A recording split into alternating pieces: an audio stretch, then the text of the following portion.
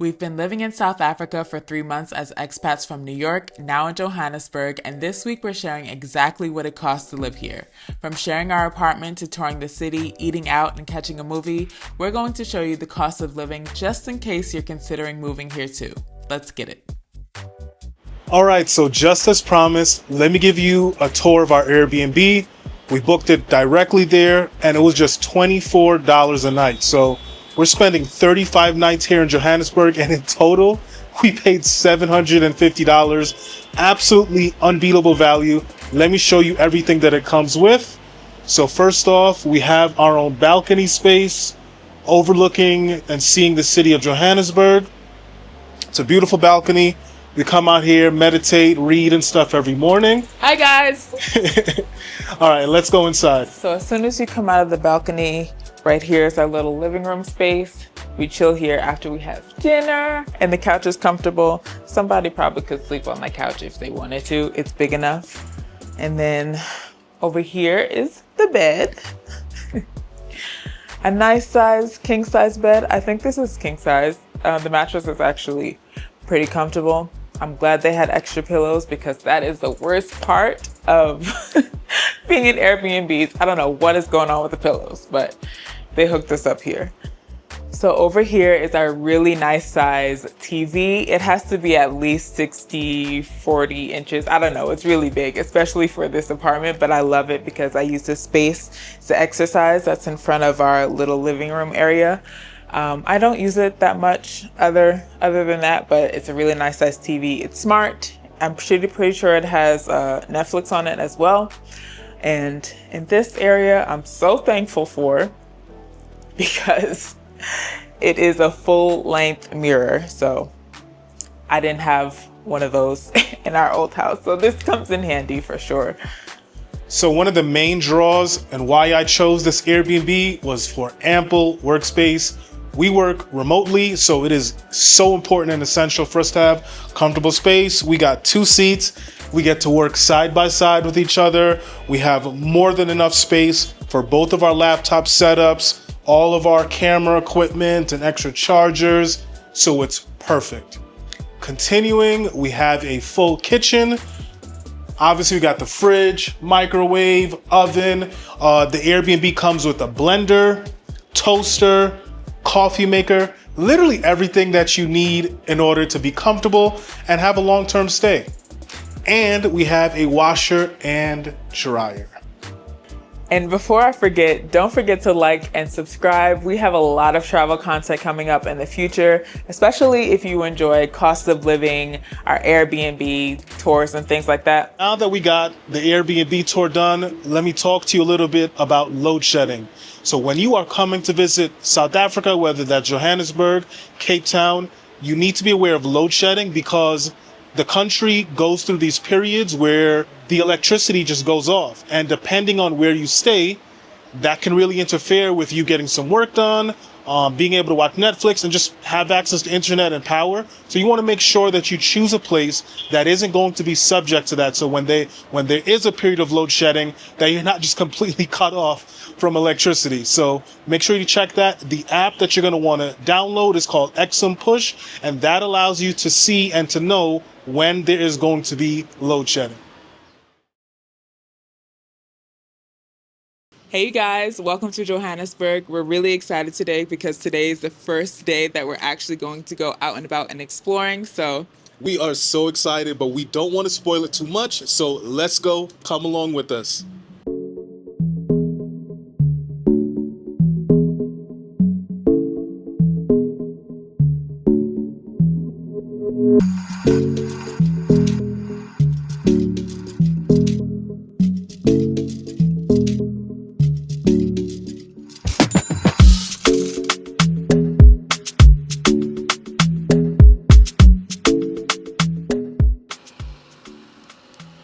today we're in Soweto, one of South Africa's most famous townships. It holds at least 2.5 million people, and today we're going to learn a lot about the history here, and I'm very excited. We booked this tour on Guru Walk, and there's no better way to explore the history of Johannesburg than by coming to Soweto. Let's go.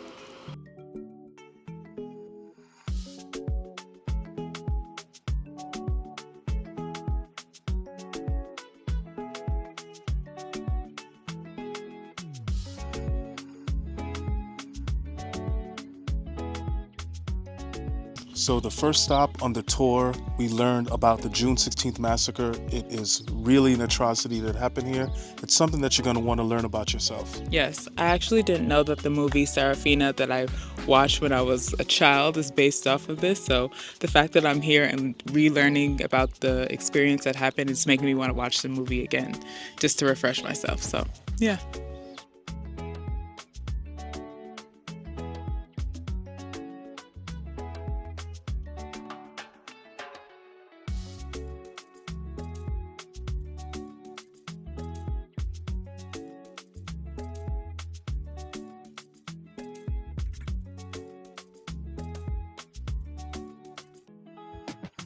There's a lot of history to learn about here. I would recommend devoting about an hour to 2 hours so you can go throughout the museum and learn all the things that happened on that day.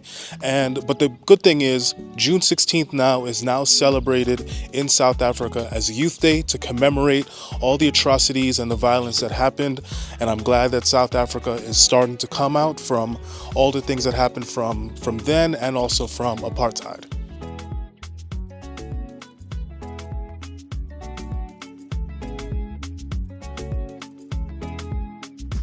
So the next stop on our tour for today was the Regina Mundi Church. As you learn about some of the history from June 16th, you'll know that after the things started happening and the shooting started happening, a lot of the school children fled over here to safety, where they were surrounded by the Dutch policemen and they were shooting into the roof of the church. There's so much things that happened here. This is like a big history ground where Nelson Mandela and many other political leaders held meetings and things like that. People have like Bill Clinton, Michelle Obama have all been here and gave speeches and things like that.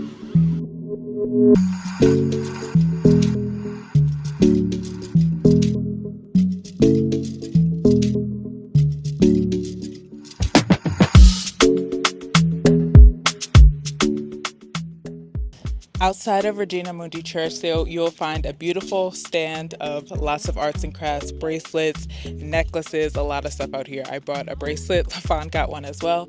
So make sure you come out here, bring some cash to support the local businesses.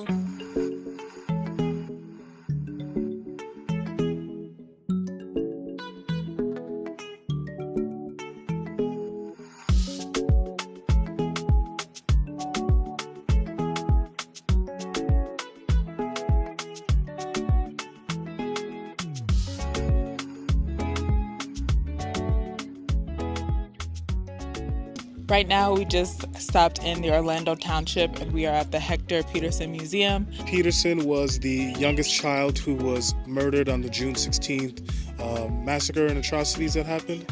So we're here learning more about things that happened from that perspective. Yes.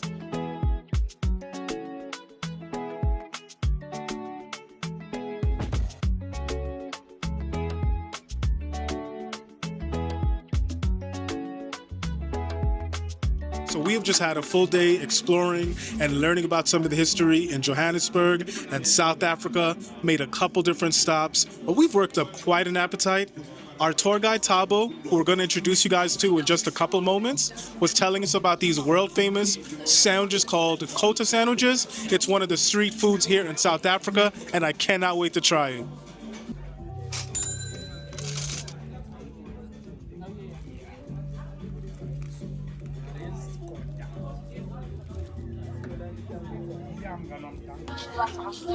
So how you eat it? And you have to get rid of the stick. Okay? And you press it down a bit so that you can be able to, because not to hold it like a hamburger.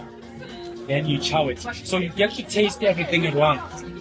So in order for your papers not to fly away, you can put some few fries on top of them. Just a few. Yeah. So that your paper doesn't fly away. Then you hold it like a hamburger. Just open it.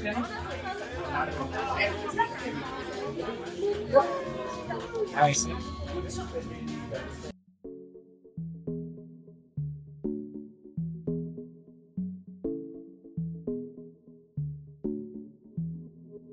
No time in South Africa is complete without trying a coda. As you can see, it's massive, it's messy, but it's absolutely delicious.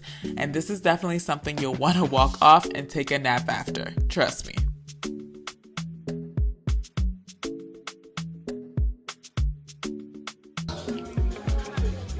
The coda sandwiches did not disappoint Not at any all. at all. Those sandwiches were massive, incredibly flavorful. You're getting a little bit of everything. I tried to finish mine, but I couldn't do it. It was so full. A little packed with meat and fries and eggs. It was very good.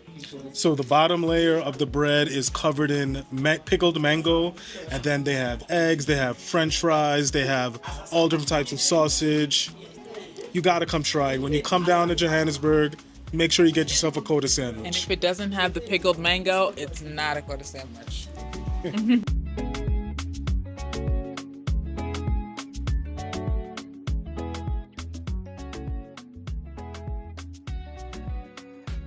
So like I was saying before, we booked our tour on Guru Walk. It's a website where you can book tours with local people who are actually invested and live and are come from these neighborhoods. There is no charge up front, but depending on your experience, you should tip your guides. Generally speaking, people usually tip between $10 to $50. So this is Tabo. I'll let him introduce himself and he'll tell you all about what he does. Yeah, my name is Tabo, a local tour guide from Soweto. Yeah, so I love receiving people from all over the world. Get to show them where we live, get to teach them our history and everything. Then yeah, please guys, come to Soweto. I know a lot of people, they've heard rumors about Soweto that is not good, crime and all those things, but you guys can come here for yourselves so that you can get to experience and also get to learn about the history, the culture of Soweto. Yeah, also get to see Nelson Mandela's house, Archbishop Desmond Tutu's house. So now we are at Villa Razi Street, as you can see. Yeah, so please come along. I'll make sure that you guys get a good experience. Hey y'all, so tonight I'm heading to the movie theaters over here in Johannesburg. I know sometimes that can be a little tricky when it comes to living overseas, like are you going to be able to keep up with some of the latest movies that you want to watch? But I actually did go to the movie theaters when I was in Sao Paulo, Brazil, and it really wasn't a problem, so I'm going to take you guys with me here tonight too. I'm actually going to go see Captain America, came out a couple of weeks ago. Let's go.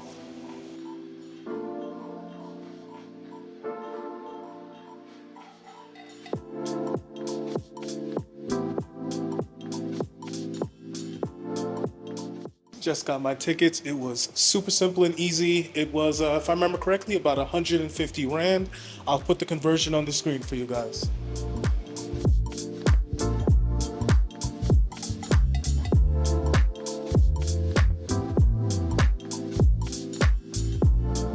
That was good. I know the movie got some mixed reviews, but I enjoyed it. The action was spectacular, and I'm glad I got out the house to come enjoy myself for a couple hours. The movie theater that I went to is located right in Rosebank Mall. Beautiful looking property. It's spotless. It looks great. So took an Uber over here. So in total for about 250 Rand, I got a nice little solo date, taking myself out. Make sure to take care of yourself, fellas. If you're curious about what a typical grocery store run costs as well here in Johannesburg, South Africa, check out this video next.